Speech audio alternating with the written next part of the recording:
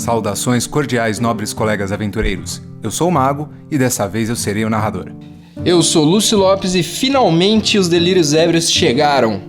Eu sou a Juliana e mal posso esperar para que a gente inicie essa aventura. Fala galera, meu nome é Mascote e espero que a sorte do meu personagem seja maior do que a minha. Eu sou o Will, o Arauto, e eu não sei fazer combos.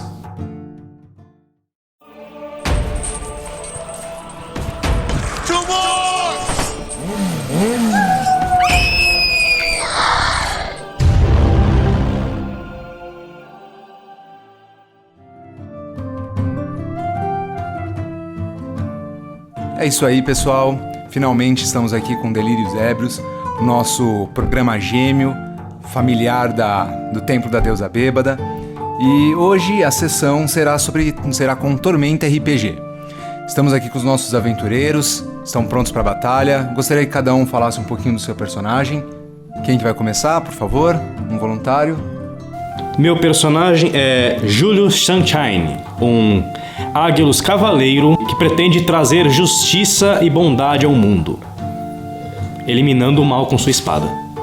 Muito bom, é isso aí. Temos um Cavaleiro Ágilus, então. Ágilus são meio anjos, não é verdade? Exatamente, são herdeiros de seres celestiais bondosos em geral. Então já sabemos quem vai ser o chato do grupo, né? Jujuba, Juliana, fala aí, qual que é o seu personagem? Bom, minha personagem vai ser a Selena, é uma humana guerreira. Então eu prometo aí ser uma das pontas dos combates. É isso aí, vamos descer o braço nos bichos. Bom, eu estarei interpretando Turturim, um anão guerreiro do Colosso com um escudo nas costas, cabelos castanhos e barba presa no cinto. Barba presa no cinto? Deve ser complicado na hora de usar o banheiro, né? Arauto, fala aí o seu. Bom, eu estarei jogando com James Lightwood, um humano duelista que tem o desejo de se tornar o maior herói de Arton e trazer justiça para todo o mal. É isso aí, pessoal. Vamos ver o que vai acontecer com os nossos colegas aventureiros nessa aventura. Quem sobrevive, quem morre, eles salvam quem precisa ser salvo. Vamos ver agora.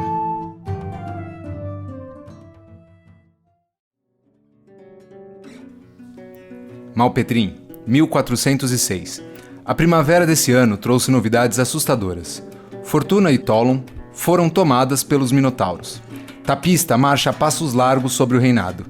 Ninguém mais se sente seguro, pois os territórios conquistados são anexados ao reino minotáurico e se submetem às suas leis. A escravidão é legal em Tapista e é sancionada e permitida aos Minotauros dentro de suas fronteiras e em casos especiais fora delas. Porém, Tapista agora domina todos os reinos a oeste de Derreon. Nem mesmo Petrínia se salvou. Altrin, a capital, está sob governo tapistano. Malpetrim é a única que se mantém parcialmente independente. O conselho é composto por ex-aventureiros que decidiram se unir para defender a capital dos aventureiros e conseguiram rechaçar o avanço dos Minotauros e garantir a liberdade da cidade, que é vigiada de perto por um posto avançado nos arredores da cidade. O medo e a insegurança está presente no rosto de cada malpetrinense, e há muito pouco que os aventureiros possam fazer.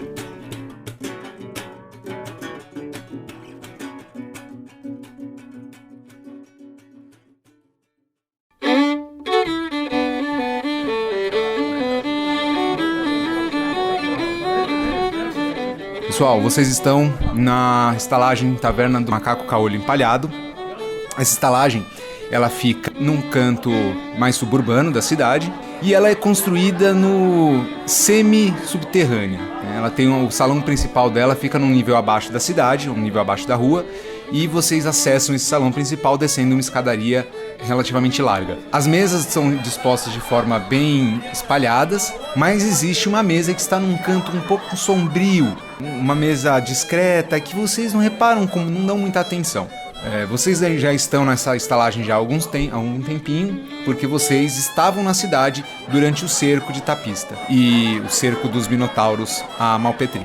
Ficaram presos então aí, já estão há alguns dias conhecendo a rotina de Malpetrim, convivendo ali com as pessoas, durante todo esse tempo pousando na estalagem.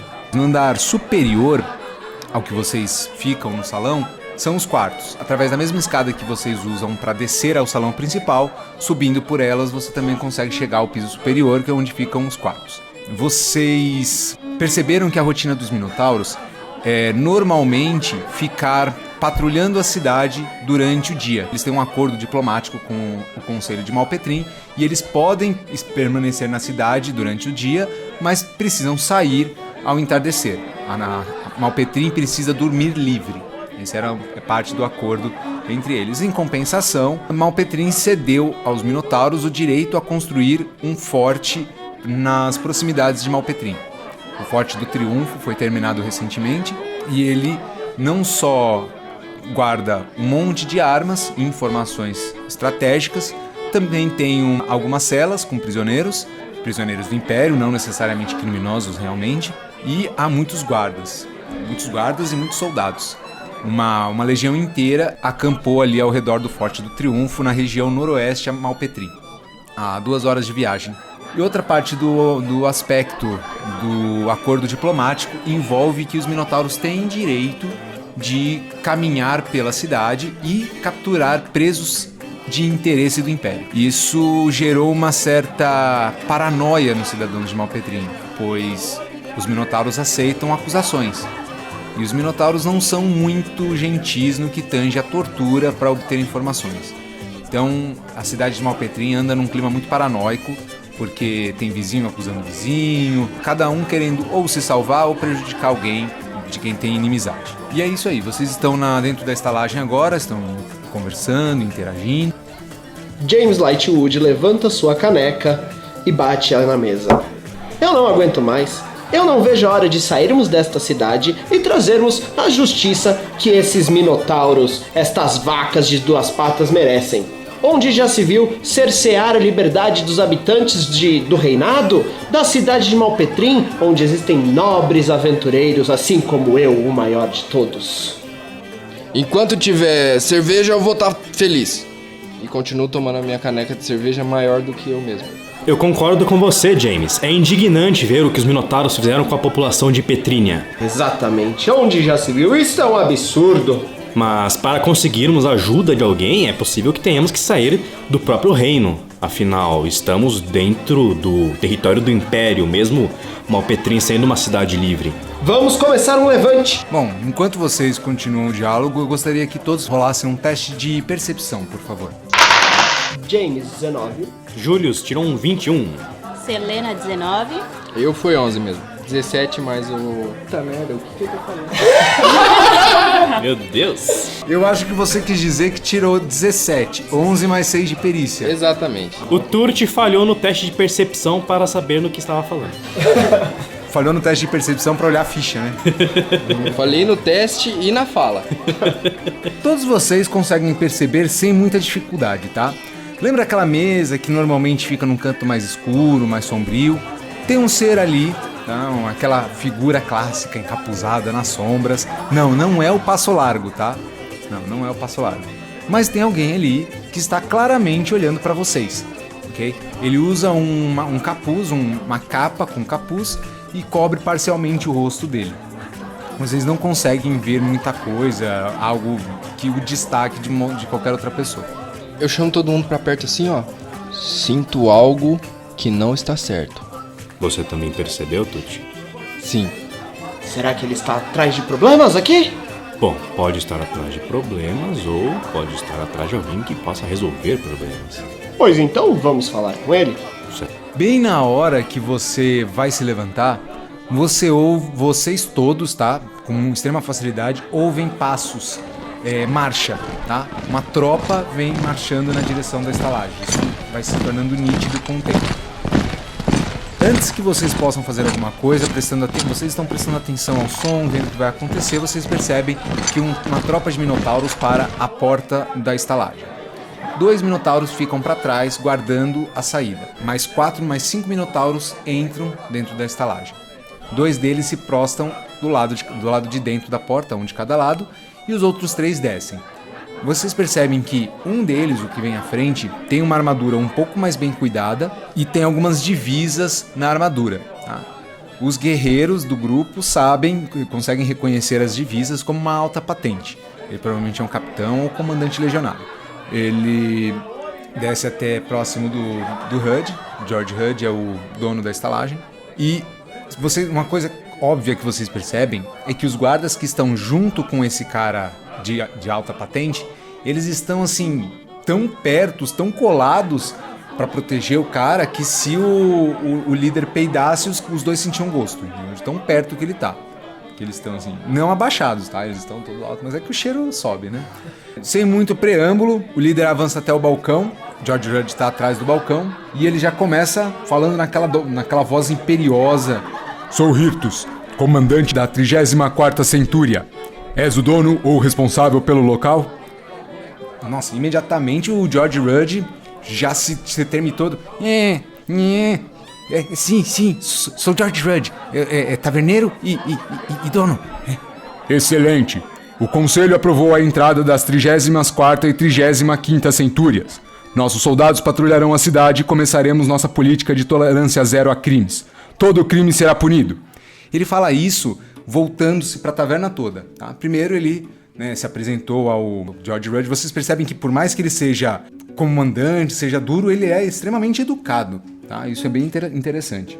Ele, então agora voltando a sua frente para todos na estalagem, falando o mais alto possível para que todos possam ouvi-lo, ele continua. Todo bandido dessa cidade será agora um bandido aos olhos do nosso senhor, Imperator Auracas. Se você viu ou ouviu algo inapropriado, reportem-se aos legionários do Império para que os suspeitos sejam detidos e seus crimes punidos. Estamos procurando especialmente o espião, ladrão e bardo Galtan Silversong. Oferecemos uma recompensa pela informação de seu paradeiro. Obrigado. Toda a glória a Auracas. Ele saúda o Auracas, todos os outros soldados que estão ali dentro repetem a saudação, sem esperar perguntas, sem esperar nenhum tipo de questionamento, sobe as escadas e vai embora. Enquanto vocês ouviam essa conversa, vocês percebem que o cara que estava sentado naquela mesa não está mais lá. Vocês percebem um momento, assim, de forma meio vaga, que ele saiu. Vocês percebem, mas ninguém tem certeza de ter visto ele se levantando e efetivamente se movendo. É como se passou o olhar pelo lugar, ele estava, voltou e ele não está mais lá. Os minotauros agora estão efetivamente patrulhando as ruas. Vocês ouvem o marchar das tropas ao sair. A taverna pega um ar mais sombrio ainda, as pessoas se chateiam mais. O bardo que estava tocando antes dedilha umas notas mais tristes ainda. Mas isso faz com que vocês ouçam que há tropas por toda a cidade. Tá? O som de marcha ecoa ao longe por vários ângulos diferentes. Julius se levanta, caminha lentamente até o bardo, que toca umas notas tristes, retira de sua algibeira 5 moedas de prata e fala: Ei, meu bom amigo, que tal você alegrar um pouquinho mais este ambiente para elevar a moral de nossos colegas? Eu jogo para ele as 5 moedas de prata. Ele agradece com um menear de cabeça, para de tocar a música que ele estava tocando, afina o bandolim, toca uma outra nota para testar e efetivamente ele toca uma nota melindrosa que lembra muito o som de escorrer das águas de uma cascata em pedras. Sabe aquele correr de um rio rápido, mas pequenininho? Um sonzinho de água correndo pelas pedras. Esses sons, ele faz um dedilhado que lembra instantaneamente a vocês de estarem próximos de um rio, próximo de uma região selvagem. E esses acordes continuam melhorando e aumentando de intensidade, fazendo volteios que fazem vocês pensarem num vento percorrendo árvores e levantando folhas mortas. Ele passa por um zumbido dedilhante que lembra muito o som dos passarinhos atacando os mosquitos no entardecer de primavera. E ele começa a entoar com uma voz extremamente clara uma música que lembra vocês do passado, das glórias dos seus antepassados, que lembra vocês de que o mundo pode ser belo se todos fizerem a sua parte para isso acontecer. Você vê que as pessoas começam a bater palmas no ritmo, alguns batem as canecas na mesa, criando um ritmo empolgante que anima vocês. James se levanta, com sua caneca de cerveja na mão, pega a mão de Selena e a chama para dançar sobre a mesa. Selena aceita, larga sua caneca e dança. Ok. os dois sobem numa das mesas e começam a dançar, enquanto toda a taverna, agora mais animada, bate os pés e as canecas na mesa. Tudo parece muito agitado. Eu pego uma caneca bem cheia de cerveja, dou um gole profundo e grito, aproveitando a música sobre glórias do passado: Glória a Cirandu Wallace! Nossa, mano, isso, quando ele fala isso, o povo da taverna... E a batucada começa a ficar maior, mais intensa. Já tinham saído, mas outras pessoas que estavam nos quartos saem. Tem um corredor que forma um átrio acima do salão principal. Eles se juntam ao redor e começam a bater os pés. Vocês veem poeira caindo dos cais. A taverna vibra ao ritmo da música. O bardo frenético dedilha cordas que fazem vocês pensarem na corrida, na debandada de uma manada de animais herbívoros. Algumas notas mais agressivas, como o ataque de grandes felinos, e essa energia natural vai contagiando vocês.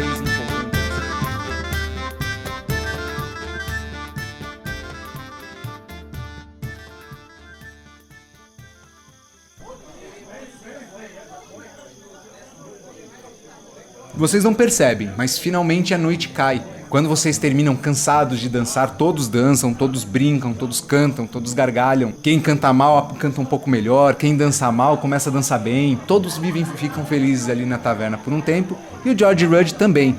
Porque grandes festas, muita bebida, muita comida. Foi uma noite extremamente lucrativa para o George Rudd. Mas eventualmente todos se cansam, todos param, o bardo descansa. Na verdade, vocês percebem no final da música que 2 cordas do bardo, do bandolim, estavam rompidas. Vocês não fazem ideia de quando isso aconteceu, mas tem plena certeza de que a qualidade da música não caiu nem por um segundo. E ele para arfando assim, vocês veem que a cabeleira ruiva dele cai na frente do rosto. Ele chacoalha e agradece a todos vocês, pega as moedas do chão e sai da taverna. Viu só, amigo James? Foi por pouco tempo, mas uma boa festa é excelente para elevar a moral de heróis que estão desanimados. Exatamente. Nunca podemos abaixar nossas cabeças para adversidades. Avante, aventureiros! Qual será o nosso próximo movimento, amigos? Acho que podemos ficar por essa taverna mesmo. Sim. Já estamos aqui. Podemos continuar na taverna do Sr. Wood. Exato. E amanhã podemos tomar algum rumo novo ou tentar arrumar alguma coisa para fazer. Como disse, sempre existem injustos que precisam de justiça. Precisamos encontrar uma forma de sair do Império. O problema é que simplesmente sair da cidade pode ser o bastante para que sejamos capturados. Qualquer coisa pode fazer com que sejamos considerados traidores. Afinal, minotauros precisam de pessoas vão presas para que sejam escravizadas. Até mesmo as palavras que usamos. O que foi, James? Um tigre de Hinin comeu sua língua? É nada não. Eu termino de secar a caneca. A não tava bebendo até agora. O que vocês acham de alugarmos um quarto por mais uma noite e tentarmos partir pela manhã? Partir pra onde? Pra onde iremos? Qual é o reino mais próximo que podemos chegar? Vocês sabem que Petrínia fica na costa oeste de Arton Norte. À direita, né, seguindo para leste, vocês encontrarão, se não me engano, Allen e, finalmente, Derreon. O lugar mais seguro para vocês é o reino de Derreon. A não ser que vocês saibam se virar bem entre traidores e assassinos misteriosos e silenciosos, porque mais ou menos a Allen é mais ou menos assim. Mas antes que vocês consigam falar com o Rudd para alugar um quarto, vocês veem um garoto de uns 9 ou 10 anos, uma roupa de camponês bem surrada, provavelmente um garoto de rua. Ele vem correndo na direção de vocês, olha bem para todos vocês, assim, medindo, parece que ele tá comparando com alguma coisa, porque ele olha todos vocês, quando ele encontra uma ou outra coisa, parece que ele se satisfaz e olha para outro. E aí ele, todo acanhado, todo sem jeito, ele aponta pro meio de vocês, assim, pra mesa, um pergaminho enrolado. Eu vou até ele, pego o pergaminho da mão dele e falo: você pode dizer que... Cara, na hora que você livrou ele do fardo do pergaminho, ele deu as costas e saiu correndo. Que pena. Queria dar uma moeda para o jovem rapaz. Talvez já tenha ganhado muitas coisas. A vida, talvez. Certo. Não sei quem te mandou essa carta. Não há nenhum guarda minotauro por perto nem nada do gênero, naturalmente. Eu olho para os demais e falo... Eu disfarço ele um pouco e falo... vocês acham melhor discutirmos isso em nosso quarto? Com certeza. Vamos todos subir.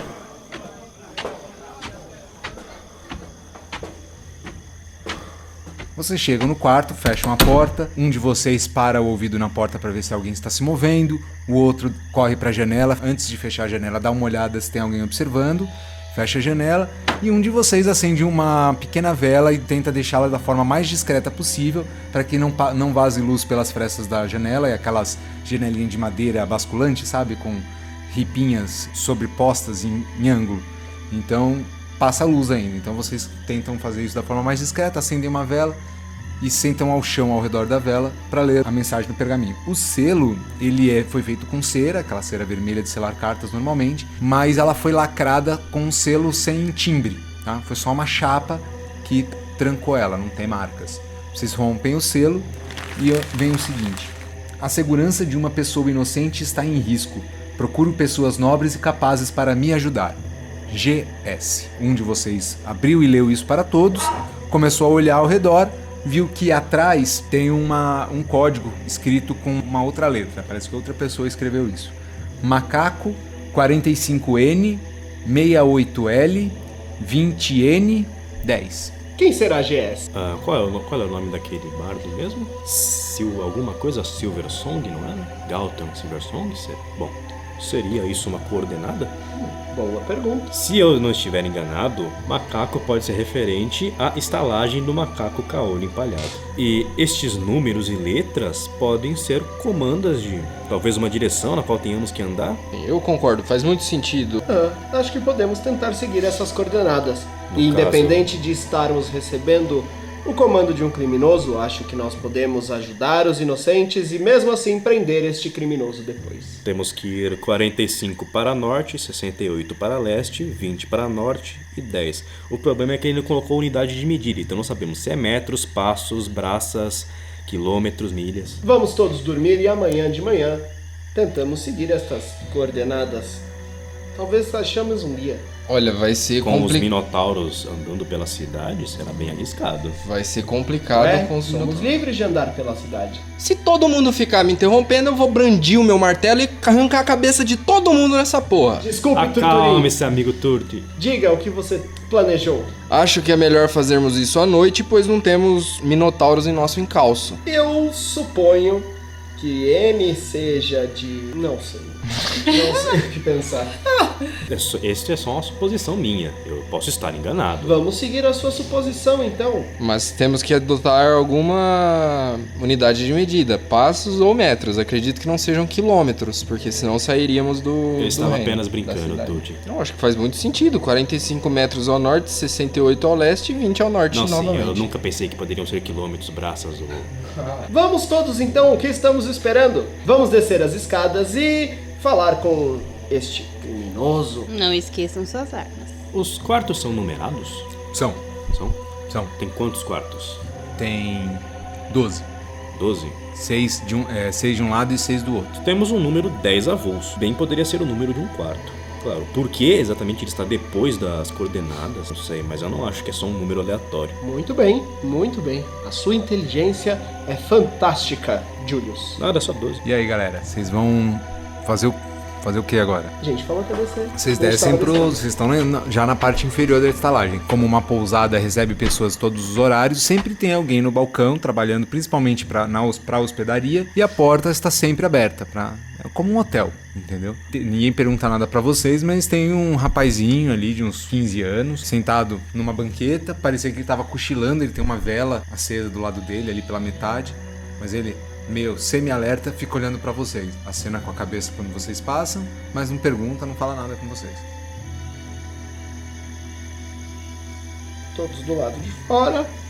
Tendo a estalagem como ponto de partida, temos que andar 45 metros ou passos para o norte. Nesse instante, vocês ouvem o ribombar de um trovão muito próximo e instantaneamente uma chuva torrencial começa.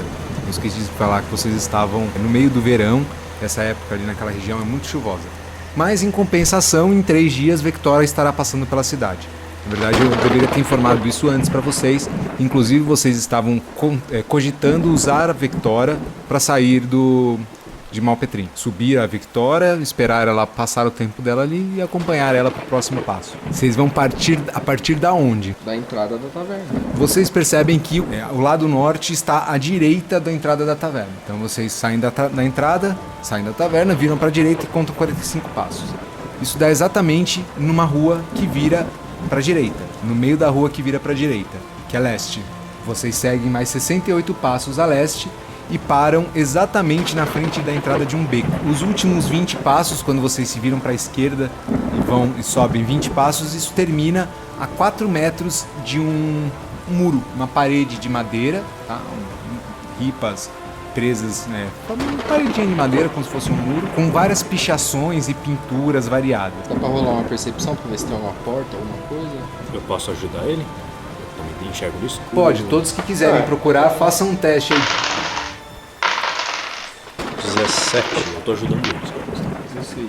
Com a ajuda dele, procurando em outros lugares, você também consegue procurar. Você encontra. Na verdade, fica muito claro quando você olha uma parte de um desenho e percebe que ele é tipo um semicírculo inferior. E aí você dá uma afastada e percebe que meio escondido entre os desenhos você consegue formar o desenho do número 10. Observe esses padrões, Tuti. Você tá vendo? Parece formar alguma coisa. E no meio desse zero você percebe que a madeira tem uma coloração diferente. Você mexe naquela madeira, ela se revela uma pequena portinhola. Vocês abrem ela, tem um botão lá dentro. Coloca o escudo na frente e aperta o botão. Façam um teste de percepção. De reflexos, bola de fogo. Façam um teste de percepção com penalidade de 2, por favor, porque vocês estão atentos à ativação do botão. 13. 17.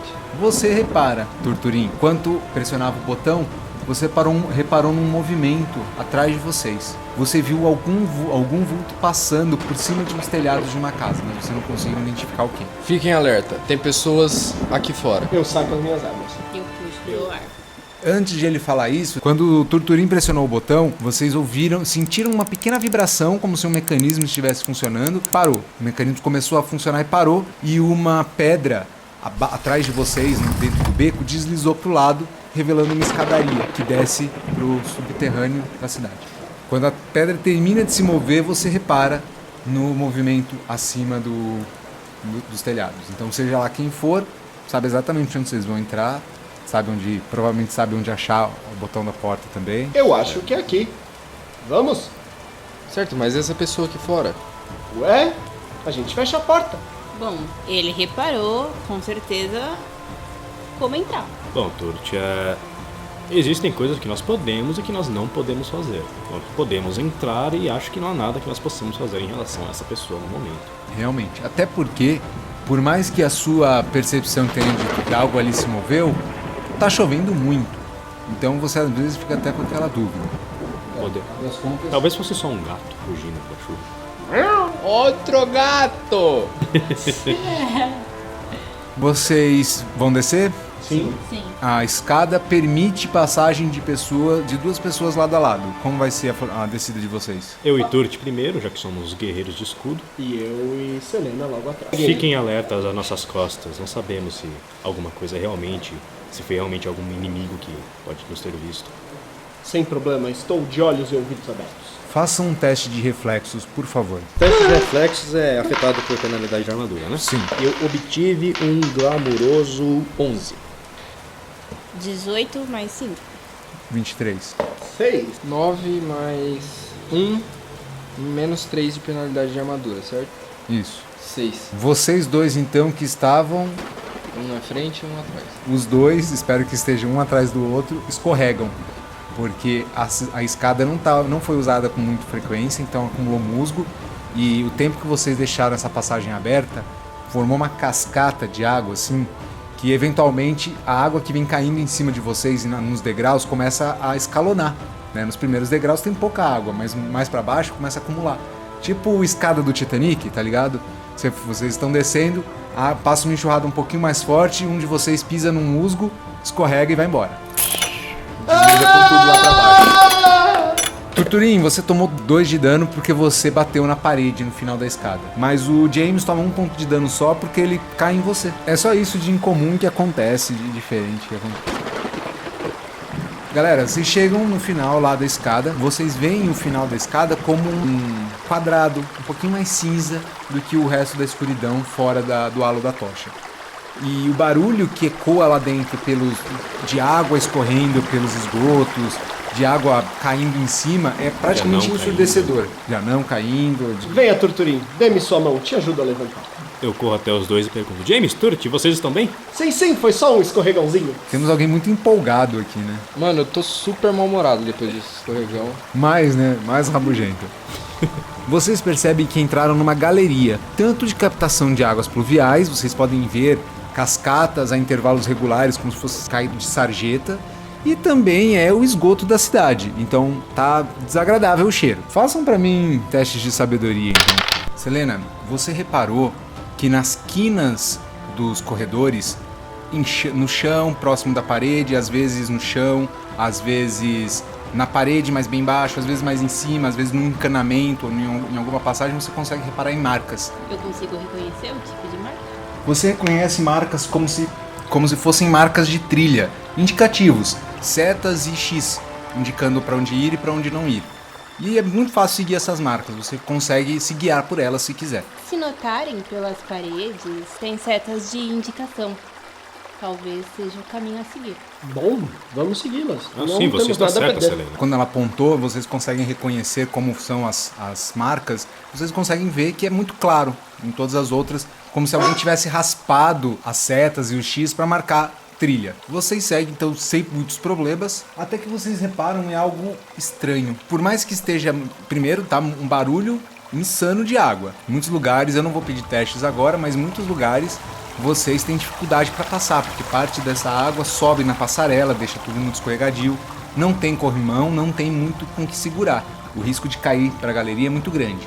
Mas vocês caminham cuidadosamente. Vocês não esqueceram de me informar na formação que vocês vão caminhar. Turturim na frente, Julius atrás, Selena e eu fechando a retaguarda, James. Vocês caminham.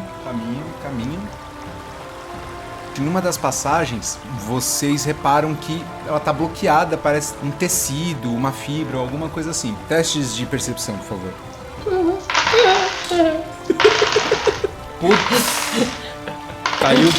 Caiu água nos meus olhos.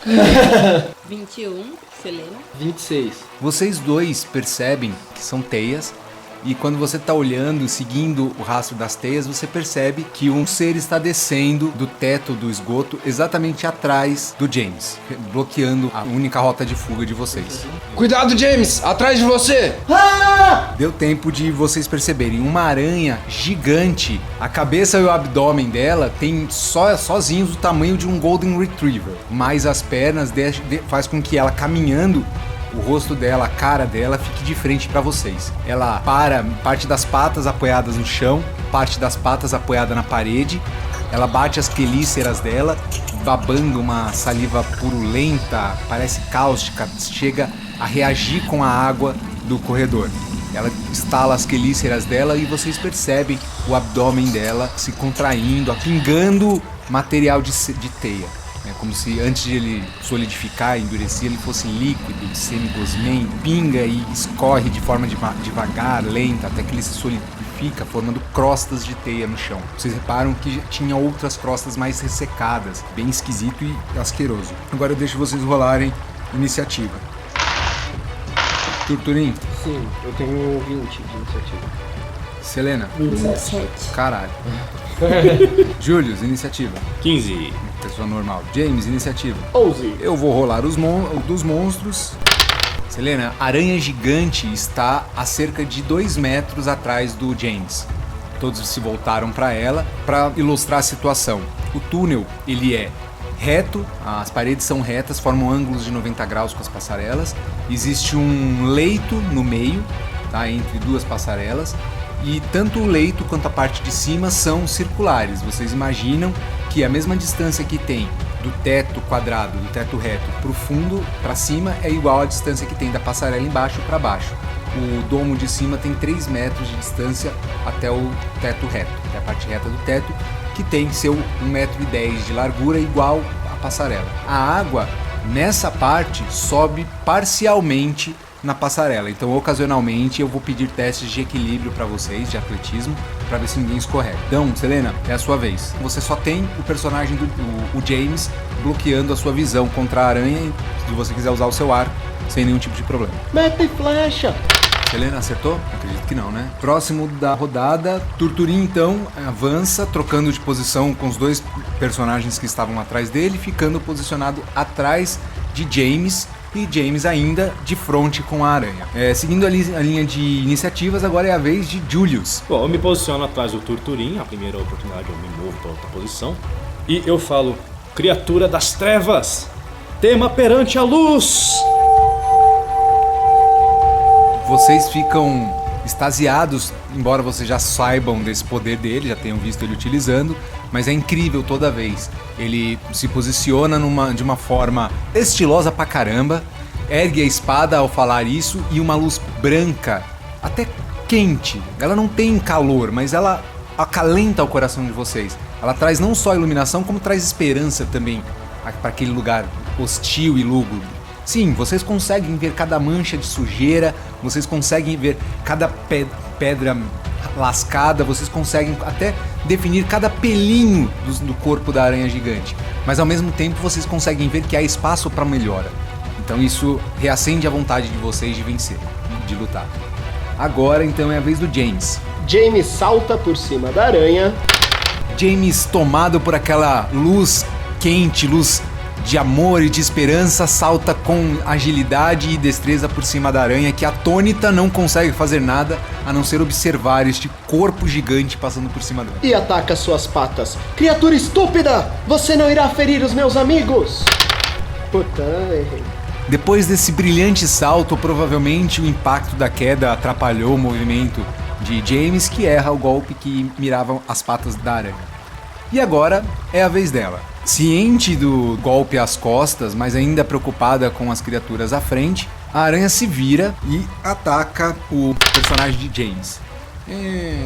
Ela tenta golpear você consegue impedir o avanço dela, as quelíceras, você trava as quelíceras com a lâmina da sua arma, bloqueando ela. Selena, sua vez. 20.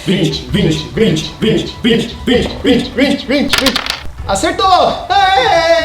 A flecha penetra com um som gosmento e trincado, o trincado da carapaça quitinosa do exoesqueleto. A aranha sente a dor, dá um guincho esquisito, as patas se agitam, o corpo dela treme com a flecha ainda fincada no abdômen da aranha. Nada muito mais grave acontece. Turturim. Eu vou girar o meu martelo mirando a cabeça da aranha. Depois de Turturim, Julius. Turturim avançou na direção da criatura e tentou golpeá-la na cabeça e falhou. Fique em postura de defesa. Agora é a vez do James. Eu largo a tocha no chão como uma ação livre, saco a minha adaga e faço 2 ataques contra a aranha, sem penalidades. Excelente. Você estoca o abdômen dela, mira a cabeça, ela desvia a cabeça e o florete penetra quase que na base da inserção da pata dela. Ela guinchando, estressada, irritada, não consegue se mover direito, tem medo de subir na parede e vocês golpearem ela, não sabe exatamente o que fazer e continua o seu ataque. Agora é a vez dela, continua o seu ataque ao James. E ela erra. Ela avança com as quelíceras e você desvia as quelíceras dela com o seu antebraço, ficando em segurança. Selena, você novamente? 20.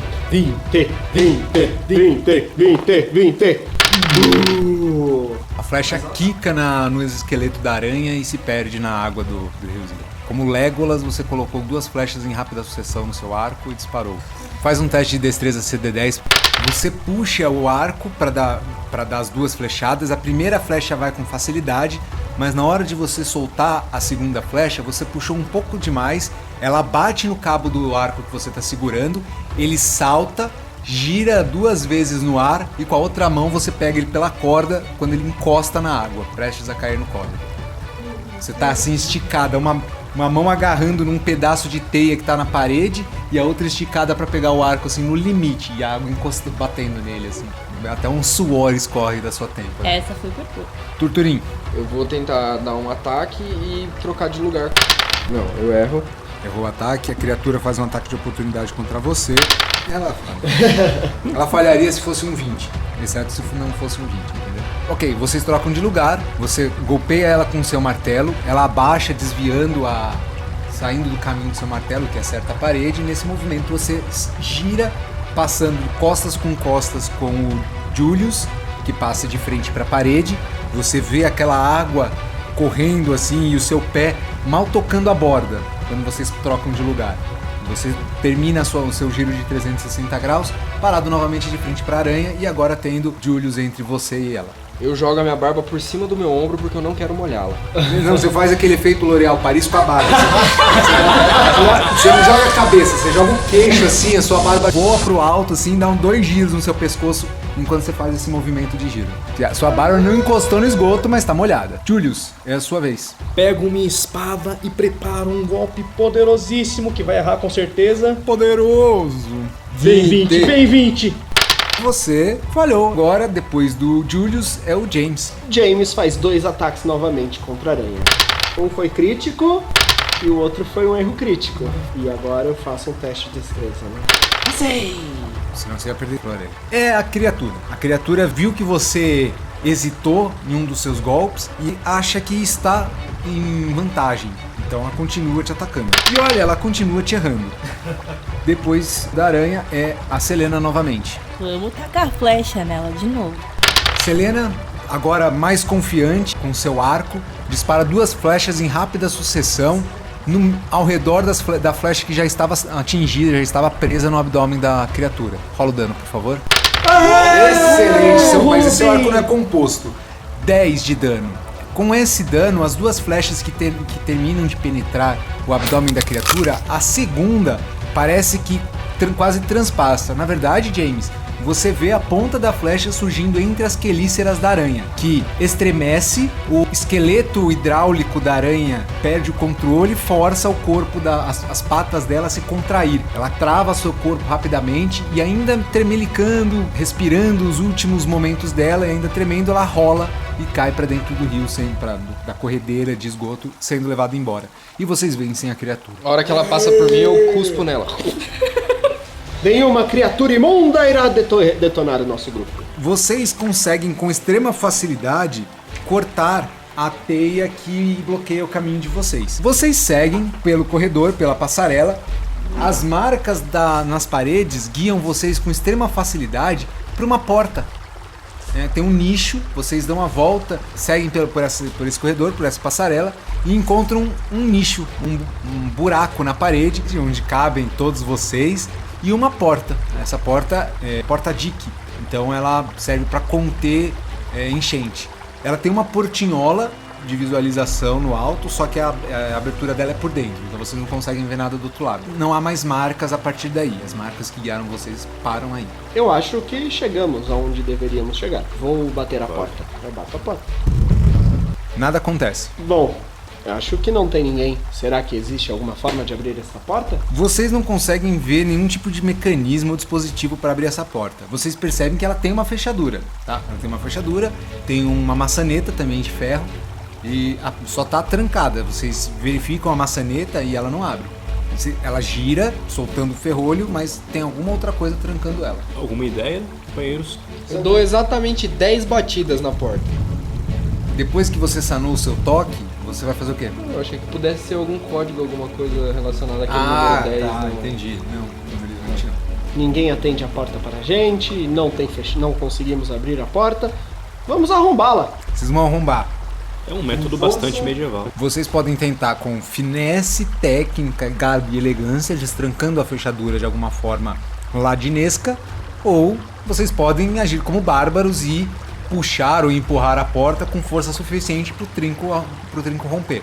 Então vocês podem fazer um teste de abrir fechaduras ou um teste de força. Dá pra nós 4 somar a força? Apenas 2 pessoas podem trabalhar fazendo força ao mesmo tempo. Quem vai fazer o teste de força para abrir e quem vai ajudar? Torte, segura minha espada um pouco para que ela não escorregue de novo por qualquer razão. Mas é claro, eu fico agitando assim já que... Faz algum som também ou só luz? Não. Ah, tá. A espada guinchadora, né? Nem é perceptível. Por exemplo, quando você aponta uma lanterna ou mexe uma lanterna, você percebe a luz se movendo, né? O facho de luz se movendo. Quando você faz isso com uma tocha, o bruxulear da tocha é perceptível nas sombras. Mas quando você mexe a luz, a espada, A única coisa que você percebe é que os limites da iluminação avançam ou retornam, mas para tudo dentro da luz não tem diferença, não tem variação de sombra. Aonde a luz toca, a quantidade de luz é sempre a mesma. Isso cria uma luz, um ambiente sem sombras. E agora que você agita e não percebe isso, você, principalmente anão, acostumado que mesmo com luz há sombras no subterrâneo, fica um pouco perturbado com isso, essa ausência de sombras. Porque a luz vai igualmente para todas as direções. Minha cara é muito feia pra essa espada olhando assim, ó. E todos vocês reparam, porque a luz realmente ilumina todas as rugas e marcas e cicatrizes do rosto do anão com perfeição, é extremamente nítido. Vou chamar esta espada a partir de agora de RTX 2070, porque ela deixa tudo em Ultra HD. Vocês estão lá gemendo, e a porta aparentemente não se mexe 1 milímetro. É muito resistente. Temos que tentar descobrir alguma maneira. Será que tem alguma outra passagem aqui perto? E se a gente tentar também? Por favor, fiquem à vontade. Pelos 20 deuses, James, derrotamos uma aranha gigante e estamos penando para uma porta. Exatamente, Julius. Vamos lá! Flexione esses músculos. Eurotreino, vai! Vocês conseguem fazer a porta dar uma rangida. Ela abre um pouquinho a fresta, mas ainda não é possível abrir totalmente. Vamos tentar mais uma vez. Estamos quase conseguindo, Julius. Não desista! Vamos, por Calmir! Por Valkyria! Com os gritos ecoando pelo corredor, o movimento dos seus aliados, dos seus amigos fazendo força contra a porta começa a ranger e o rangido vai aumentando intensamente até que a porta de sopetão abre com tudo. Vocês dois dão um tranco para trás com a abertura súbita da porta, mas conseguem se segurar a tempo. Quando vocês terminam de abrir esta porta e conseguem olhar, vocês veem que essa porta ela é a entrada de um vestíbulo, tá? Uma pequena saleta que dá entrada para outra sala aparentemente maior. Isso já bem dentro da parede ali da galeria, tá? Vocês então entraram numa sala do outro lado da parede de concreto que vocês achavam que era só concreto e terra e a barreira de esgoto. Mas tem uma sala ali dentro, pelo menos naquela parte. Na antessala, no vestíbulo onde vocês estão, ele tem 2x2, né, tipo um caixotão, e vocês percebem que são portas de contenção primitivas, tá? Não é nada aqueles aços de navio, mas a ideia é, eles têm uma substância viscosa que parece ter sido feita das teias dessas aranhas, que serve como vedação para a porta. É arcaico, tá? Mas funcional. Vocês reparam que esse vestíbulo é um acesso para a galeria. Vocês olham, tem uma escada à esquerda que leva para uma tampa circular no teto. Só que vocês acreditam não ser muito bom seguir por este caminho agora, porque vocês conseguem perceber com facilidade 4 armadilhas diferentes. 2 aparentemente servem para causar dano, uma aparentemente para limitar, porque vocês veem alguns objetos e mecanismos ali que dão indícios de serem fogo químico, um parece ser uma besta com provavelmente um dardo envenenado, tem uma rede presa num suporte, então vocês veem que tem bastante proteção ali. As armadilhas são feitas para qualquer pessoa que entre, mas vocês não sabem como passar por elas agora, então é melhor não arriscar. Mas do outro lado da sala, a porta oposta a que vocês entraram, vocês percebem que a sala é muito maior. Grande o suficiente para conter vários caixotes e barris. Parece um depósito. Ela está bem apinhada de coisas e também tem pessoas. Vocês rapidamente conseguem contar 14 pessoas lá dentro, ouvindo alguém discursando. Vocês chegam a tempo de ouvir as seguintes palavras. É óbvio que fomos traídos. O conselho se vendeu a uma força militar superior. A voz é muito clara, tá? E imperativa. É uma pessoa que está acostumada com o comando, mas extremamente mais gentil e educada. Parece que é uma voz de quem não gosta de dar ordens e faz porque precisa. Não devemos culpá-los. Devemos apenas agradecer ao líder do conselho que nos alertou e nos deu tempo suficiente para retirar os rebeldes de seus esconderijos e trazê-los para cá. Aí ele dá um pequeno intervalo, aparentemente vem vocês entrando e fala, vejam, a ajuda chegou. Todo mundo que está naquela sala se vira para vocês, veem vocês entrando. Muitos cochicham entre si, não dá para perceber a emoção, o sentimento deles em relação a vocês. Mas com o tempo eles se dispersam, aparentemente o rapaz que conversava com eles já estava terminando o discurso e cada grupo sai para fazer diversos afazeres E a pessoa que estava no ponto um pouquinho mais alto de destaque, ele desce e vem falar com vocês. Não dá para ter certeza, mas vocês suspeitam pelos trajes que é a mesma pessoa que estava na estalagem. Ele tem cabelos prateados, longos e lisos, tá? Ele é um elfo. Ele traz um diadema prateado com detalhes em ouro branco na fronte. Tem uma armadura élfica muito fina, muito bem trabalhada. Acho que só o anão que é mais velho. Quantos anos? 57. Não, você nunca viu isso aí. Ele tem essa armadura élfica coberto com um manto cinza, de aspecto sujo, mas de fina qualidade. Ele se aproxima de vocês e fala assim: venham comigo. Agora vocês notam com mais calma que essa sala tem outras 3 portas, dispostas simetricamente, uma de frente para a outra, 2 por parede. Vocês entraram de uma das que estão de um lado, e vocês entram na outra que está do outro lado. Percebem? Vocês atravessam diagonalmente o salão. Essa porta, esse corredor, ele é circular, como se fosse um túnel, um tubo. Vocês andam pelo meio dele e só tem uma sala no final. Uma porta, parece que foi escavada, cortada no túnel e fizeram uma salinha lá. Tem uma saletinha com uma mesa, alguns papéis espalhados, um catre bem simplório, uma cama primitiva bem simplória num lado e alguns equipamentos dispostos de forma desordenada pela sala. Ele fala assim: sentem-se, tem uns bancos na frente da mesa. Sou Galtan Silverson. A carta que vocês receberam era minha. Isso que vocês viram aqui é o que sobrou da resistência aos Minotauros. Eu ouço o nome dele, né? Ele se apresentando. Eu parto pra cima dele. Tem como eu segurar ele? James, o que Eu está tenho que fazendo? segurar. Ele é um bandido! Temos que prendê-lo! James, ele é a resistência contra os Minotauros contra quem nós estávamos conversando hoje mais cedo. Quando vocês seguram o braço dele, vocês viram que Galtan também afastou o banco onde ele sentava um pouquinho, colocou os 2 pés na escrivaninha à frente dele e tem 2 bestas já com 2 dardos apontados para ele. E a cadeira tá tipo inclinada, apoiada em 2 pés e ele equilibrado assim, apontando as 2 bestas para os 2 mamilos do James. Senhor Galtan, ajudaria o senhor se o senhor abaixasse essas bestas? Eu os trouxe aqui como um pedido de ajuda, imaginei que eram aventureiros nobres. Somos, talvez até um pouco demais. E como assim seu amigo me chama de criminoso? Peço desculpas em nome dele. Ele tem esses ataques esses surtos de... Isso aí que você acabou de ver e por favor, perdoe-o. Estamos aqui com as mais nobres intenções. Precisamos saber o que o senhor precisa. Ai, a maravilhosa eloquência dos anões. Mais uma amostra delas. Antes de mais nada, Sr. Silsung, algo que me incomoda. O senhor tinha alguém de olho em nós quando nós viemos para cá? Não.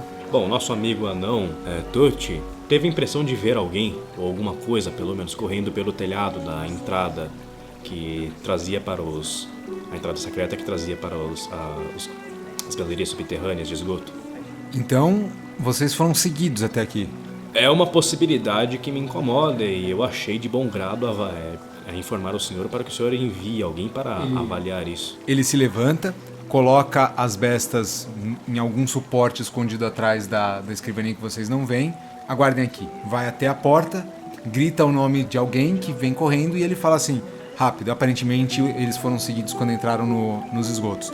Mande batedores para avaliar a entrada e os principais acessos ao QG. Aparentemente o rapaz sai e ele volta. Quando ele volta eu falo: eu espero que o senhor possa nos perdoar por uma decisão talvez tola, mas achamos mais imediato avaliar a situação e, bom, a entrada já havia sido revelada de qualquer jeito, então precisávamos avisá-lo. Sim. Dos males o menor. Pelo menos avisados a gente tem tempo de tentar sobreviver. Esses minotauros estão nos atrapalhando demais. Não é segredo. A gente sabe disso, eles vão vencer. Eles estavam mais preparados que nós. Eles planejaram todas as manobras deles muito bem. E acho que eles vêm planejando isso há muito tempo. A gente precisa lutar contra eles, mas é impossível fazer isso desunidos. Mas não podemos também desistir, não podemos deixar de lutar. E eu preciso da ajuda de vocês.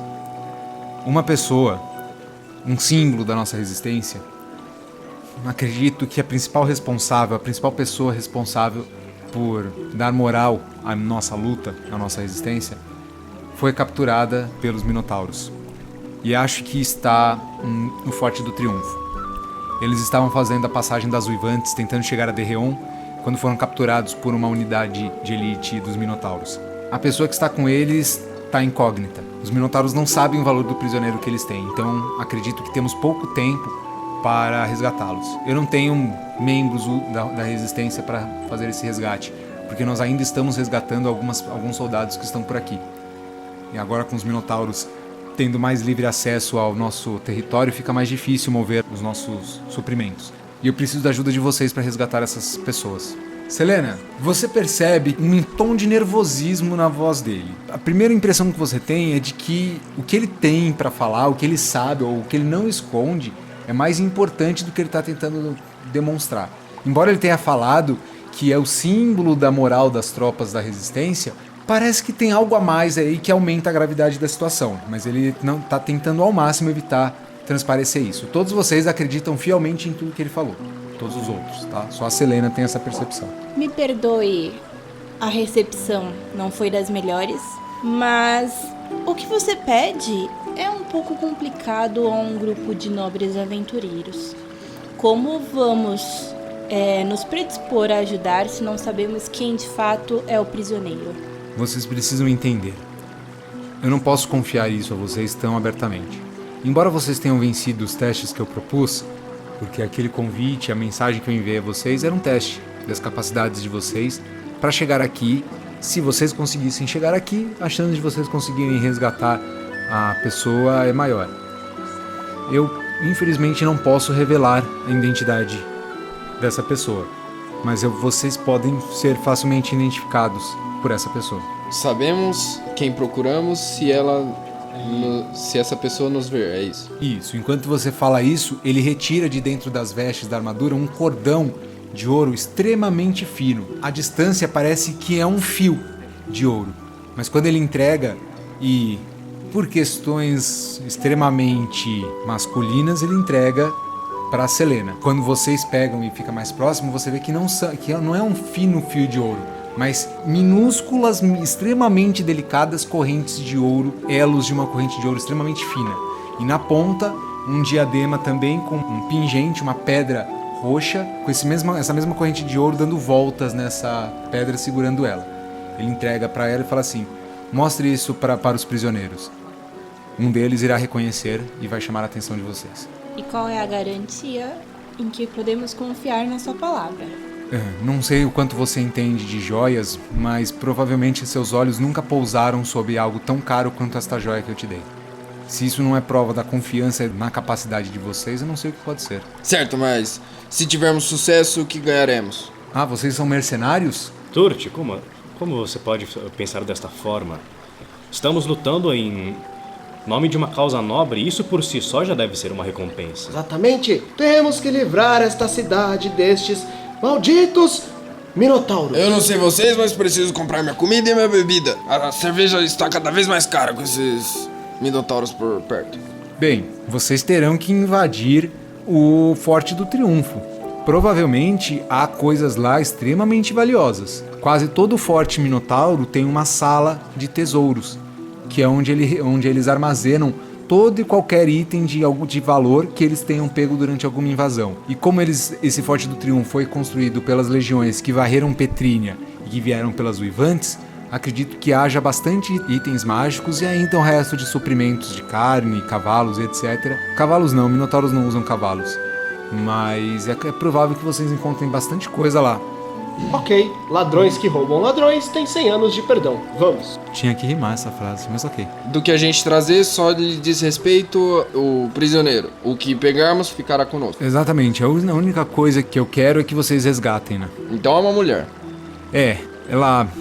Quando ele parece que vai falar o nome dela, vocês ouvem um barulho de alguma coisa batendo em outra coisa com muita força. E gritos e sons de batalha, sons de ordem os seguem imediatamente. Vocês dão aquela estacada para tentar entender. Pelos tons, pelos timbres das vozes principais, parecem minotauros. Vocês ouvem a seguinte voz: Morte às resistência! Ataquem legionários! Avante! Avante! Tauron! Tauron! Sons de batalha, gritos de dor. O Galton ouve aquilo corre para a porta do corredor, só ele consegue ter visão do que está acontecendo. Olha pra vocês, não temos tempo, vocês precisam sair pela minha passagem secreta. Atrás do mapa, tem um mapa na parede, assim. Ativem a alavanca que tem atrás do mapa e desçam pelo túnel. Espero que vocês consigam encontrar a saída sozinhos. Mas o senhor, Sr. Galton? Eu não posso deixar os meus soldados morrendo sozinhos. Uma atitude honrada. Eu me ajoelho com prazer, minha espada o servirá, Sr. Galton. Em nome de sua causa honrada. Agradeço, mas não temos tempo para essas formalidades. Ele continua olhando lá. Victoria estará aqui em 3 dias. Se eu conseguir sobreviver, e se a resistência ainda existir, no segundo dia que Victoria estiver aqui, encontrem o bar Caneco de Prata. Eu estarei lá aguardando vocês com ela. Por favor, protejam-na da melhor forma possível. Ele pega algumas armas dele na sala, prende bainha de 2 cimitarras élficas na cintura, pega o arco, vocês veem ele retirar de um baú de madeira escura, parece mogno. Ele abre e tem uma estatueta, parece uma pantera, um felino grande. Ele pega aquela estatueta, vocês veem ele começa a correr para dentro do túnel, voltando lá para o saguão principal, e ele grita: Ai, água no Ivar! Logo em seguida vocês ouvem o rugido de um felino grande, barulho, magia acontecendo. Eu coloco o colar no meu pescoço e escondo com as vestes. Eu fecho a porta e falo, abram a passagem, e corro pra fechar a porta. Quando vocês levantam o quadro onde o mapa está pendurado, vocês veem um pequeno buraco quadrado na parede onde cabe uma mão e tem uma alavanca. Na verdade é um manetezinho que você puxa como se fosse dar corda em alguma coisa. Você puxa, ele volta, você ouve a catraca quando você puxa, e o quadrado abaixo desse mecanismo abre-se no chão, revelando uma escada vertical para baixo. Uma escada de corda presa a intervalos regulares na parede de pedra. Não tem muita dificuldade para descer, vocês conseguem. É difícil para quem não está acostumado. Turturim tem muito problema para descer, porque é muito grande, pesado, a corda range, balança demais, com você é um pouco mais complicado, mas todos conseguem passar.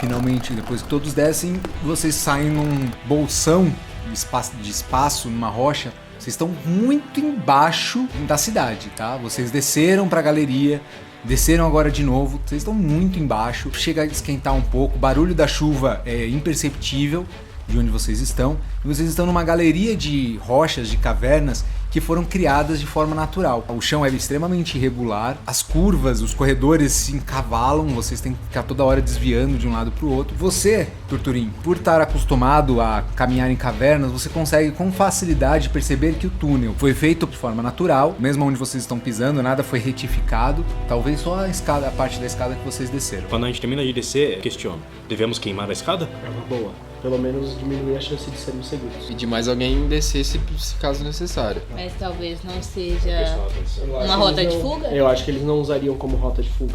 Alguns segundinhos a mais que eles ficaram lá, logo vocês ouvem e a passagem lá em cima vai fechando. Ela fecha mais devagar do que ela abre, mas ela fecha. Vamos continuar. Não precisamos, vamos embora. Vá na frente, Turturim, e Július vai atrás fechando a retaguarda. Depois do Negrão, você vai precisar de uma cadeira de rodas. Turturim, você segue à frente e percebe que o corredor tem 10 metros de comprimento. Vocês avançam. Pra você não é segredo nenhum. Pra você é muito fácil ver isso. Você percebe que outra pessoa poderia sofrer um acidente, porque os corredores se encavalam e geram uma ilusão de ótica que dificulta perceber que tem um precipício no final desse túnel. Então uma pessoa menos acostumada a cavernas cairia de uma altura de 10 metros. Novamente, uma escada de corda, essa em situação mais precária, e vocês já conseguem ouvir som de água corrente. Cuidado, tem o precipício logo à frente. Muito obrigado por nos avisar. Vocês encontram com ele ali próximo da escada. É uma parede, uma parte da caverna que abriu naturalmente para formar uma galeria. De onde vocês estão, vocês percebem um rio subterrâneo. É rio porque não é uma estrutura, perfura parte da caverna onde vocês estão. Inclusive tem uma doca, de onde vocês estão, vocês percebem uma pequena doca com 2 barquinhos atracados a ela. Esses barcos carregam 3 pessoas cada um. Essa corda está num estado um pouco pior do que a outra que vocês desceram. Vocês vão descer ela mais 10 metros para baixo. Eu acho melhor o mais leve de nós ir na frente, no caso, ou Selene ou James, que usam armaduras mais leves. Você desce? Desço na frente. Beleza, você desceu. Quem é o próximo? Pensando bem, eu pego minha própria corda e amarro ela para servir de reforço de segurança.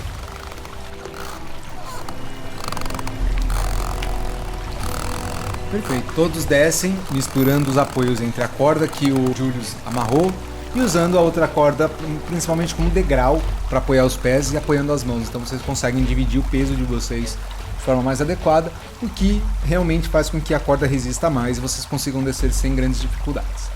Lá embaixo, a plataforma de pedra onde vocês estão, né, esse pedaço de rocha, ele tem cerca de 10 metros de diâmetro, mas ele não é redondo, ele é todo disforme. E um espaço aberto ali bem grande, limpo de estalactite, embora em cima tenham estalagmites, embaixo está limpo. Aparentemente um lugar de encontro de tropas, provavelmente como as galerias estão sendo controladas pela resistência, vocês imaginam que ele tenha sido arrumado para as tropas se encontrarem num momento de necessidade, como houve agora. Não temos outra saída, vamos pegar os barcos. Apenas 2 barcos. Precisaríamos utilizar os 2, mas... Bom, isso deixaria qualquer outro fugitivo sem nenhum. Mas é a única saída, não? Sim. Creio que sim. Não sei que alguém vá nadando atrás do barco que a gente pegar. Falando nisso, a correnteza por conta da chuva tá bem ágil. Vão ser necessários testes de perícia para controlar os barcos. As únicas 2 passagens que vocês conseguem ver é a que vocês usaram e as 2 passagens, uma que vem o rio e a outra para onde ele segue. Vocês percebem que rapidamente o teto dá uma cedida, uma baixada e vocês não conseguem ver muito mais para frente nem muito mais para trás no curso do rio. Será que nós conseguimos usar alguma coisa como uma âncora para nos segurarmos e evitar que o barco corra tão rápido? Tem o Turturim. Ele vai afundar muito com esta armadura. Os barcos não têm âncora? Não. Vamos seguir, não temos outra opção. Exato. O máximo que pode acontecer é cairmos nas águas. Espero que todos saibam nadar. Turturim, faz um teste de percepção para mim, por favor. 18. Vocês estão olhando ali, passeando por aquela área olhando, pensando. Enquanto você não está sendo questionado por nada, Turturim, você dá uma passeada, você gosta do subterrâneo. Se de repente você repara, pensando no trabalho que os seus primos fariam, escavando e tal, eventualmente você olha para um lado e falaria assim, bom, aquela porta, por exemplo, eu deixaria mais secreta. E continua falando, aí você, pera, quando você volta, você percebe que uma porta de pedra foi ocultada ali. Mas não tão ocultada a ponto de você não perceber, é um trabalho até que grosseiro. Você vai até a porta e percebe que ela é só secreta, ela não está trancada. Você consegue achar uma maçaneta camuflada ali e você gira a maçaneta e ela abre. Lá dentro vocês encontram o que parecia ser um armorial ou um depósito. Tem vários objetos ali, entre eles tem objetos de variadas utilidades, tem objetos danificados, apodrecidos, etc. O que vocês conseguem ver rapidamente de útil são 3 cotas de malha, 3 escudos pequenos, 2 espadas longas, 2 espadas curtas, 2 arcos curtos, 30 tochas, 4 semanas de ração para viagem, para aproximadamente 4 pessoas. Então tem cerca de 16 dias de ração aí. 5 cantis, 10 mochilas, 3 sacos de dormir. Em uma bolsa vocês encontram aproximadamente... Aliás, vocês conseguem empilhar rapidamente de 50 em 50 e acham 150 tibares de ouro. Uma sacolinha. Caramba! Para os tibares de ouro a gente pega todos. Você deve ter um verdadeiro olfato para tesouros, não é mesmo, mestre Anão? Tempos difíceis demanda atitudes complicadas. Quer dizer... Você entendeu o que eu quis dizer?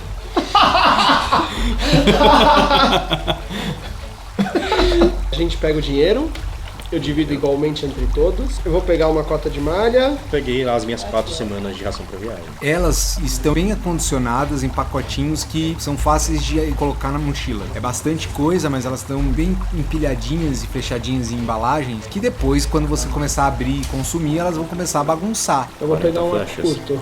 Bom, continuemos. Sim. A gente aproveita, pega uma corda e fazer uma espécie de âncora, pelo menos para ajudar a gente a parar o barco se precisarmos. James, já que você quer fazer uma âncora para nos ajudar a guiar o barco e reduzir nossa velocidade, vamos pegar 1 ou 2 dessas mochilas que estão aqui e encher elas de tralha e metais para que ela faça peso. Talvez 1 ou 2 âncoras já ajudem bastante. A gente faz isso. Quem vai fazer?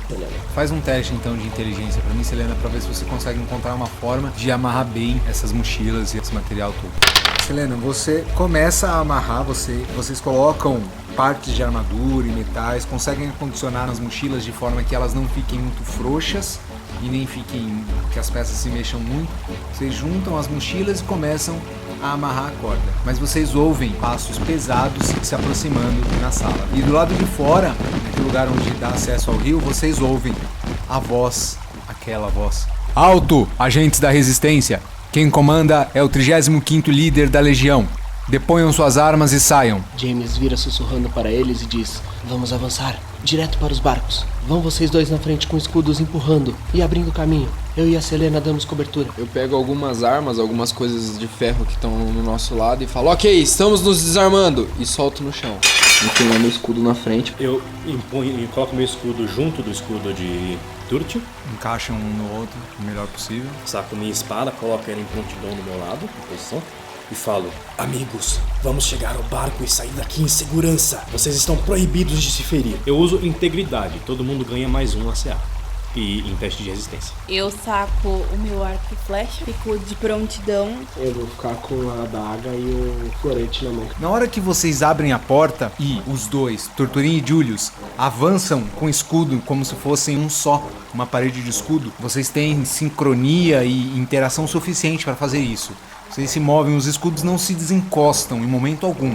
Vocês dois se movem juntos como uma unidade. Isso desperta instantaneamente a visão militarista dos Minotauros. Antes mesmo que o comandante Hirtus grite a sua ordem, 2 Minotauros, 2 legionários, avançam à frente dele, encostam 2 escudos de corpo e projetam 2 azagais por cima. É impressionante a parede de escudo deles. São escudos de corpo, então eles se fecham, é possível ver os chifres acima dos escudos, as lanças surgindo entre eles e o olho direito de cada um deles no vão entre os escudos.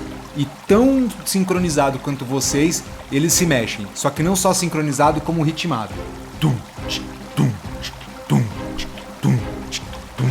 Esse é o barulho das sandálias dele. Com a passada do pé esquerdo que vai à frente é firme. A segunda é um ajuste. Então é tum, tch, tum, tch.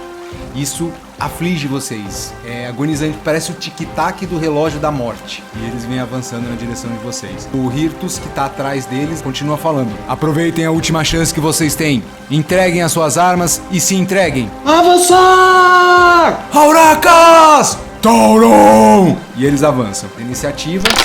Perfeito. Selena. Fazer um ataque.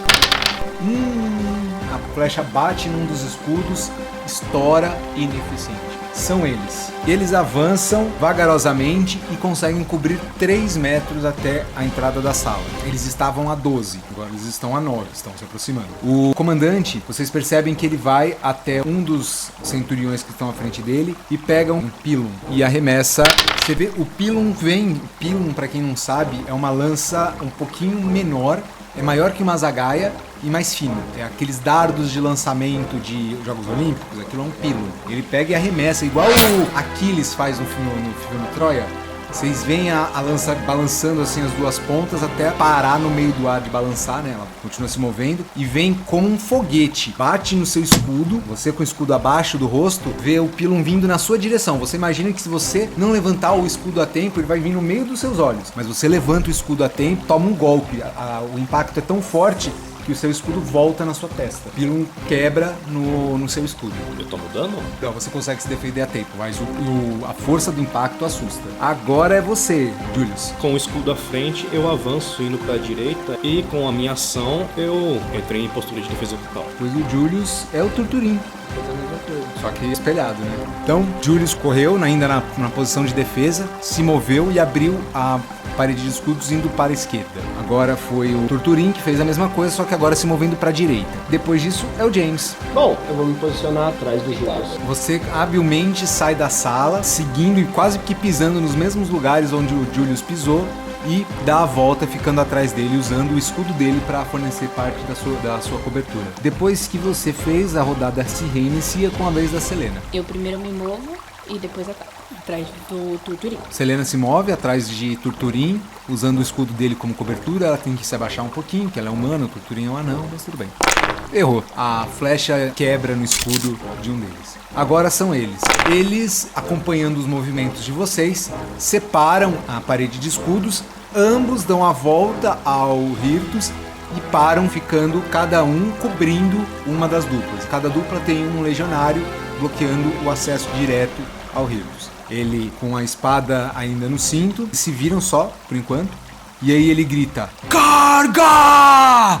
Os minotauros largam os escudos, largam as lanças e correm. Eles chegam a abaixar no chão e dar umas pancadas no chão quase quadrúpedes. Vocês veem aqueles chifres e vocês se espantam em perceber que os chifres estão muito mais afiados do que as espadas deles pareciam. Ele brilha, o marfim dos chifres brilham enquanto eles vêm na direção de vocês. Turturim, o minotauro que avança até você, ele parece perder um pouco da coragem segundos antes de bater em você. Ele dá uma hesitada, abaixa um pouco mais do que deveria. Os chifres dele não entram com o ângulo necessário para parar a sua defesa, mas arrasta você e a Selena alguns centímetros para trás. Ele agarra no seu escudo depois dá a chifrada, mas o outro minotauro investiu contra Julius. Julius, a sua sorte não foi tão boa assim. O minotauro, ele finta, ele dá uma... Na verdade, ele parece patinar, mudando de ângulo. Você ajusta o escudo, mas logo depois que você ajusta o escudo para tentar pegar ele firma o pé, dá um salto por cima do seu escudo e vira a cabeça. Ele dá tipo uma cabeçada assim, Ronaldinho, sabe? Toca me voe, e acerta você. Ele girou o corpo de tal forma que ele entrou com um ângulo perfeitinho. Acertou o seu ombro, passou por cima do seu escudo e acertou o seu ombro direito, fazendo você girar levemente um pouquinho de lado, causando 12 pontos de dano. Mais uma dessas eu viro pé. Caralho! Depois dos inimigos atacarem vocês, é a vez do Julius. Eu tomo essa pancada, eu percebo que mais uma dessas, talvez eu não resista, e eu falo: James, em último caso, pule na água e fuja nadando. Ele não tá sussurrando, tá? Ele tá falando com dor. Eu falo isso tipo dando uma cuspida de sangue assim, a boca meio avermelhada. Então eu me viro pro Minotauro e grito: isso é o melhor que você tem! E dou o meu golpe de espada.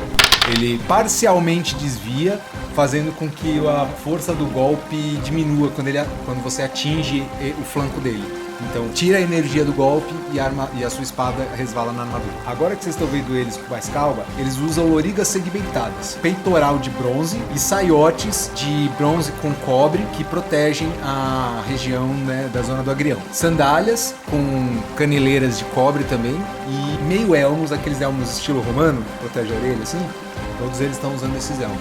Só que esses elmos têm abertura para os chifres. Eles largaram as armas, né? Eles largaram o pilo e largaram o escudo. Eles ainda tem uma arma de combate corpo a corpo. Mas nesse momento Eles estão desarmados. Me movo em direção ao barco. Você tem, agora que você chamou a atenção para o fato de nenhum dos dois minotauros estarem armados, você e o James têm uma linha reta para seguir até os barcos que não passa pelo Hirtus, que é o único que está armado nesse momento. Também dá para passar por ele sem tomar ataque de oportunidade.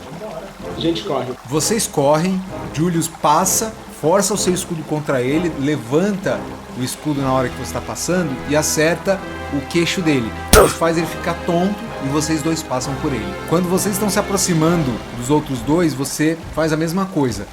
Mexe o escudo para um lado e para o outro, puxa bem o escudo, na hora que o Minotauro tá fazendo maior força pra voltar, você solta com tudo e empurra. E aí ele dá com o próprio escudo no nariz, vocês ouvem um som de osso quebrando e sangue, aquele barulho molhado de fratura.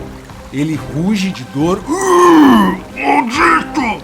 Mas solta o seu escudo e vocês correm. Os dois mais pesados entram primeiro no barco, o barco cede bem, tá? Mas só de primeira, depois ele se ajusta e sobe, a mesma coisa quando vocês descem, não sobem, eles descem bem, mas logo se assentam novamente, sobem e ficam tranquilos.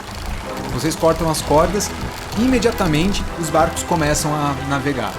Então agora vocês vão ter que fazer 6 testes, 3 de destreza e 3 de sabedoria. Vocês não podem falhar em mais de um em cada. Quem vai controlar o barco? Não tem teste de ajuda aí. Ah, eu esqueci de avisar, viu? Eles têm varetas, tipo gôndolas. Serve pra vocês usarem nas paredes, teto e chão da caverna pra guiar. Ele vai fazer de sabedoria e ela vai fazer de percepção. Então vai. Ai, faço 6 testes então. Já que eu vou ficar basicamente inútil, então eu lanço mais uma luz na minha espada pra iluminar o caminho pelo meio. Certo. Na verdade não dá tempo, esses testes são feitos na hora que o barco se solta da doca. Então é simultâneo. Olhando pra trás eu tento cuspir um do... Não dá tempo. Não dá. Eu cuspo pra trás. Eu errei 1 e acertei 2. Beleza, agora você só pode errar um dos testes de destreza. Ah, caralho. Puta, errei. Falei. Ok. Quem guiou o barquinho de vocês? Eu. 3 testes de percepção que você tem. Passou no primeiro, falhou no segundo, passou no terceiro. Agora 3 testes de destreza. Passei, perdi. O que acontece? Vocês sobem nos barcos cortam as cordas que os separam da doca, e a correnteza, por causa da chuva e tudo mais, é muito rápida. E ela rapidamente joga os barcos, puxa os barcos para a região de maior correnteza, que é no meio do túnel, que tem a maior velocidade. E vocês se atrapalham tentando pegar as varetas, tentam guiar, percebem que o rio corre por vários veios diferentes. Provavelmente todos os caminhos vão levar para o mesmo lugar, mas alguns caminhos tem um teto um pouco mais baixo, que é o que o personagem, o James e o Julius, percebem tardiamente, quando o James, tentando guiar o barco, erra uma das entradas e passa os dois por um túnel muito estreito e muito pequeno. O personagem, o James, como estava ocupado guiando, não consegue fazer esse teste. Então, o Julius é o único que pode fazer um teste de reflexos para evitar bater a cabeça no telhado, no teto da caverna. Eu posso abrir mão do meu teste para tentar salvar ele? Como você pretende fazer isso? Eu me jogo por cima dele para puxar ele para baixo e eu me uso como escudo pra ele. Aí você vai precisar de um teste de reflexos para fazer isso. Caralho, 20. Lembrando que se você falhar, cai na água você e ele. Vai, dadinho! Julius, você vê o teto da caverna abaixando subitamente e, num átimo de tempo, você olha para trás, vê que o James está sentado muito elevado, muito alto, ele vai tomar o golpe. Você olha para frente e vê aquele teto se aproximando, o tempo parece dilatar e você vê que ele não vai abaixar. Você decide que não tem o que fazer, você precisa ajudá-lo. E você agarra ele pelo cinto para forçá-lo para baixo. Mas ele está tão concentrado e fazendo tanta força em tudo que ele não cede. Ao contrário, você levanta. Você faz tanta força que você levanta, fica até quase que na mesma altura que ele. O teto bate nas suas costas, você bate no James e os dois caem. Vocês dois conseguem escapar, escolher os melhores caminhos e conseguem escapar de qualquer tipo de teto baixo e seguir a rota. Mas vocês, por uma das passagens, tá? Imaginem aquela galeria cheia de curvas e vãos e reentrâncias, e vocês conseguem ver o que está no corredor de cima, o que está no corredor mais de baixo. Vocês veem os dois caindo na água. A água não é muito funda, mas ela é muito revolta. Nenhum dos dois precisa fazer teste para aprender a respiração, porque vocês conseguem, vez por outra, levantar a cabeça e respirar. Só você, Davi, que vou fazer um dado de dano aqui, porque como você é muito pesado, você é arremessado pelas paredes da caverna com muito mais intensidade. Isso acaba provocando dano em você. 6 pontos de dano. Nossa!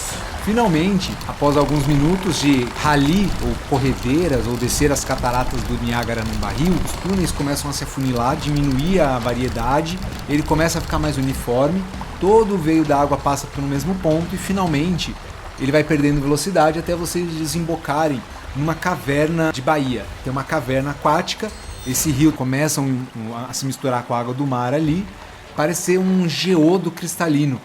O teto da caverna e tudo mais, ele é composto de vários nichos de cristais e isso produz um efeito esquisito na luz. A luz reflete na água do mar ali que está parada e é muito límpida, reflete nos cristais, reflete no azul, então fica bem psicodélico. Essa área é extremamente tranquila e vocês conseguem, ao sofrimento, aos trôpegos, pararem numa margenzinha. Tem uma doca também para prender o barco ali. O barquinho que vocês estavam foi navegando tranquilamente até a baía, a parte mais descoberta da baía. Como vocês, eu presumo que conseguem, se quiserem, colocar na doca. Então estão todos aí na doca novamente. Julius, você está bem?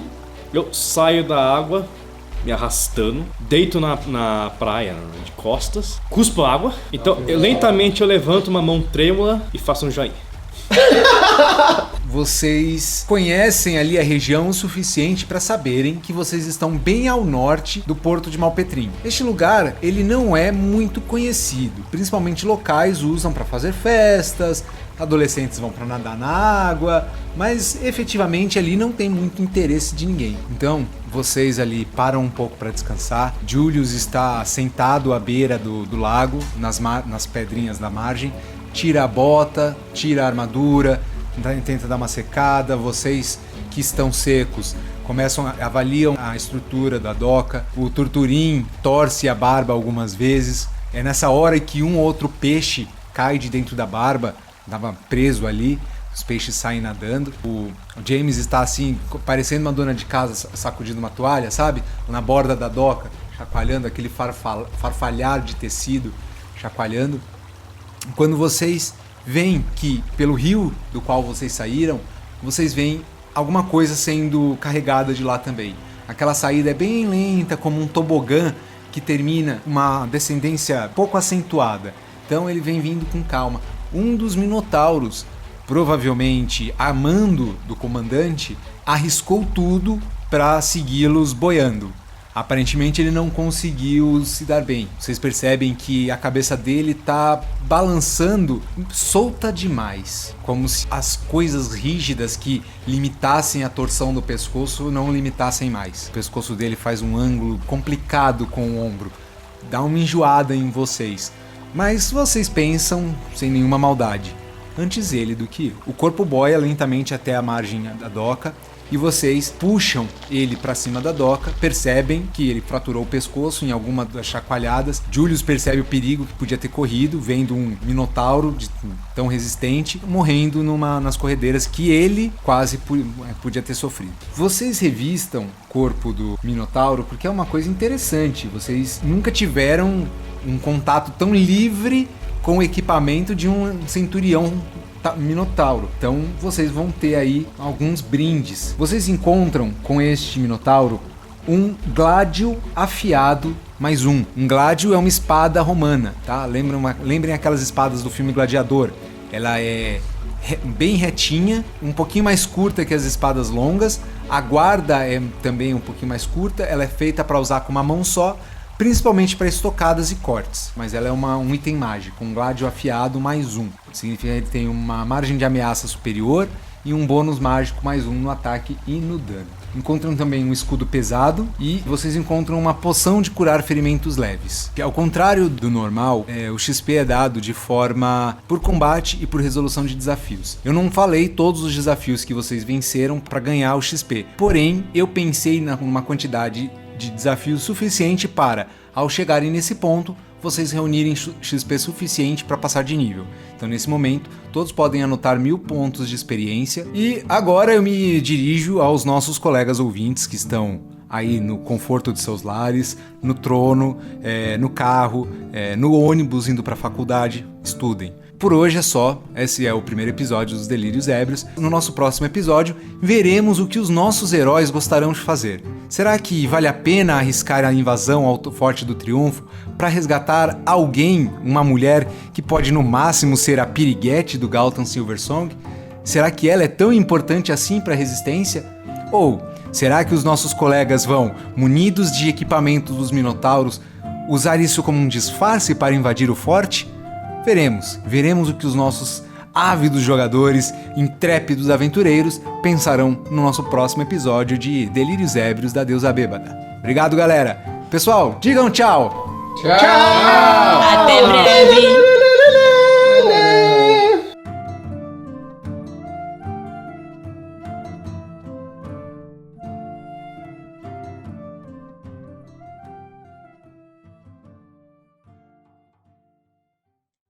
Participaram deste episódio Davi Mascote, Juliana Mian, Lúcio Lopes, Marcos Vinícius Prete, William Viana Neves.